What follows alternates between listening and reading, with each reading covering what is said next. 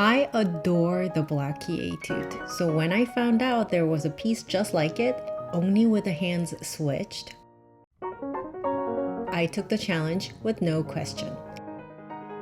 And I'm thankful because this one is probably the most playable among Leopold Godowsky's 53 transcriptions of Chopin's Etudes. These transcriptions are infamously difficult, which is probably why you rarely hear them. Is it a sacrilege that he twisted and turned Chopin's original works? I don't think so. In my opinion, the original and the transcription are two separate pieces. The creation of the transcription does not diminish or elevate the value of the original. It's not an avatar or caricature. I see it more as an homage to Chopin.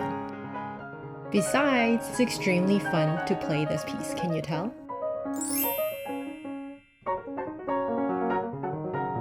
In comparison to the brilliance of Chopin's Etude, this one is lighter and I hear sparks of energy and fireworks. So in today's video, I thought I'd talk about how to play with lightness, how to make something irresistibly light. Surprisingly, there's far more than just not tensing up or playing merely fast and soft. You may not want to invest your time in practicing Godowsky's version yet, but I promise you will learn something you can apply to another light piece you do want to play.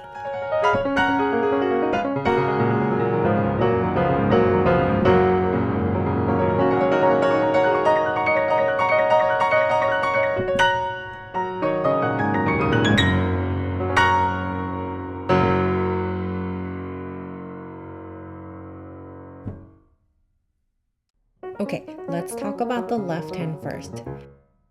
These notes should be like popcorn popping in the microwave.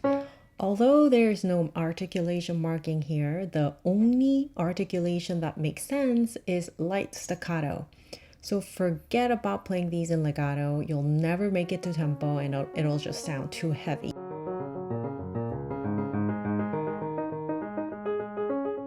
Practice in short staccato, it'll just sound light as it should.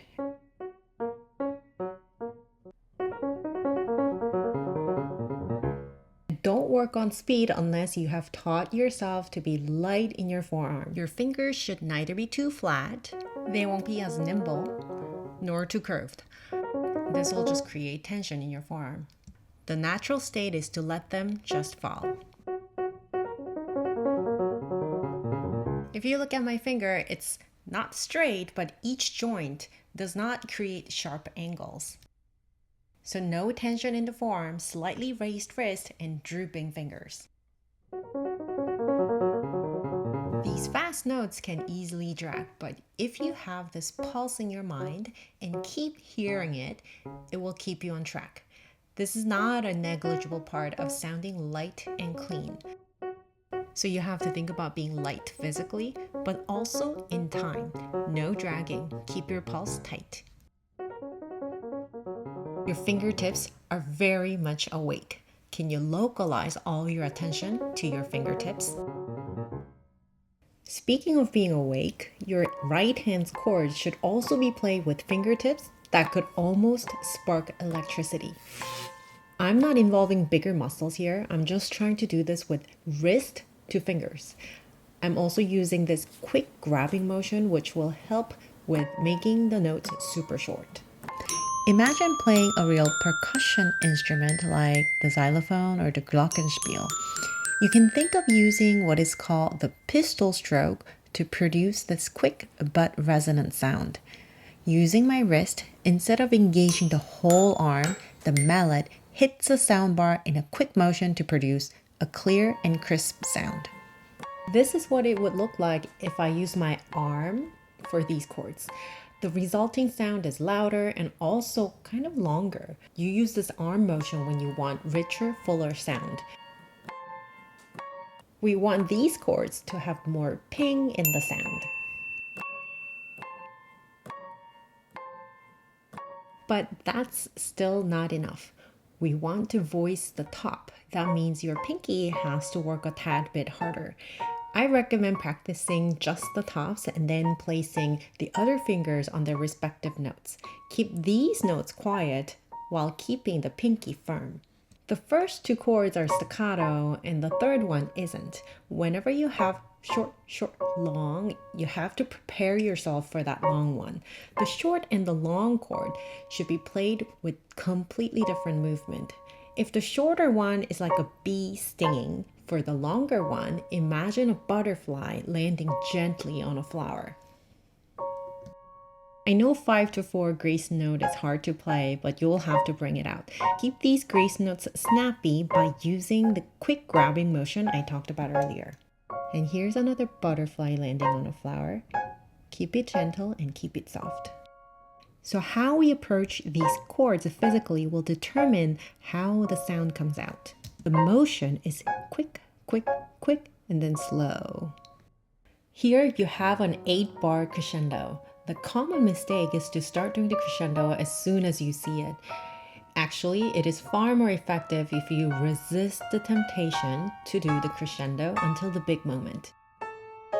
Especially for our piece here, we want bursts of sound, not heavy and labored grandeur that could come from too much crescendo too soon.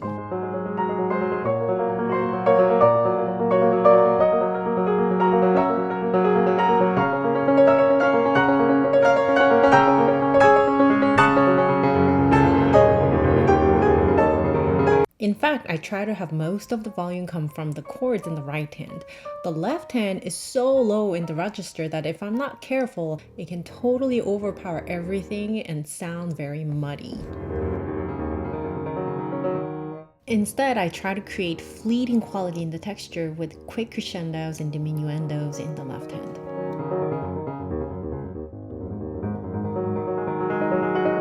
And just a small tip about your pedaling. Your pedal doesn't come with an on or off switch. You should be experimenting with how much you're going down on the pedal. Full pedaling creates more resonance and half and quarter pedaling creates less and less resonance. So instead of thinking as either or, experiment with pedaling so that you can create the exact amount of resonance that's appropriate for the piece and the part that you're playing. In this piece, I'm using mostly quarter to half pedaling because the lower register of the keyboard is far more active, which can easily get really, really loud.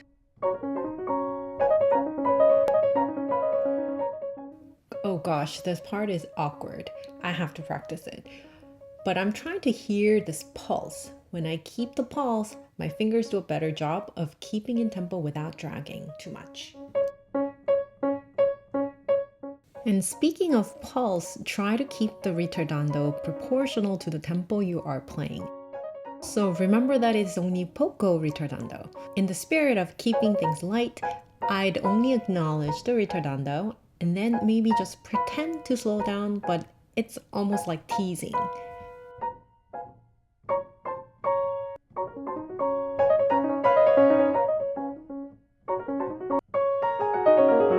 Here's a full ritardando. This is a real closure, so take it all the way to the downbeat here and restart.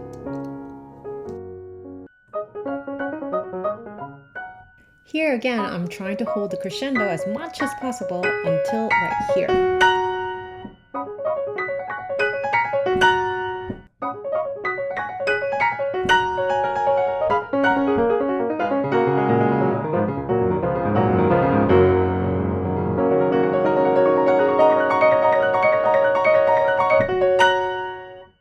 This part is like fireworks. Keep the pinky strong and use a throwing motion to the top. This throwing motion will get you to go down on the key with higher velocity and create more pings at the top.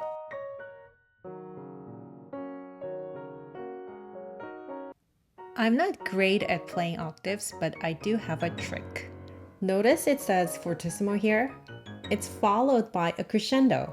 How are you going to do that? I just kind of pretend to do the fortissimo in the beginning and dip in the middle slightly, and finish with a momentum at the end. These last 4 octaves need the biggest crescendo, the biggest push you can manage, so you can finish with a flourish rather than fatigue.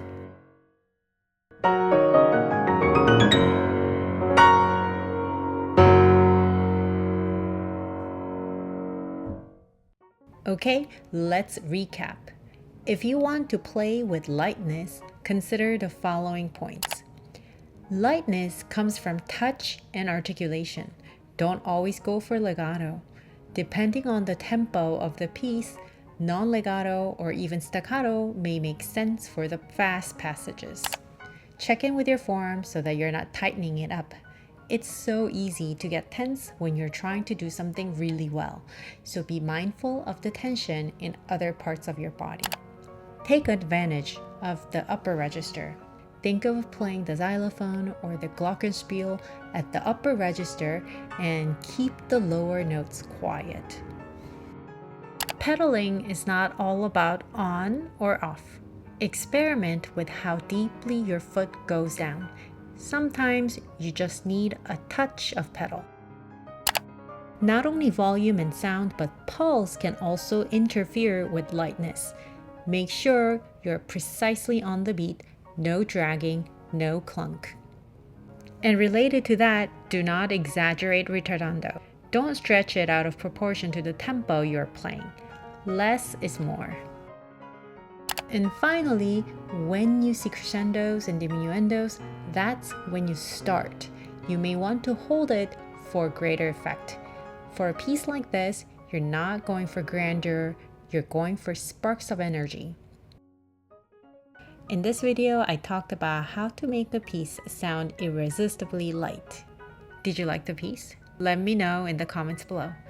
Thank you for watching, and I'll see you in the next episode.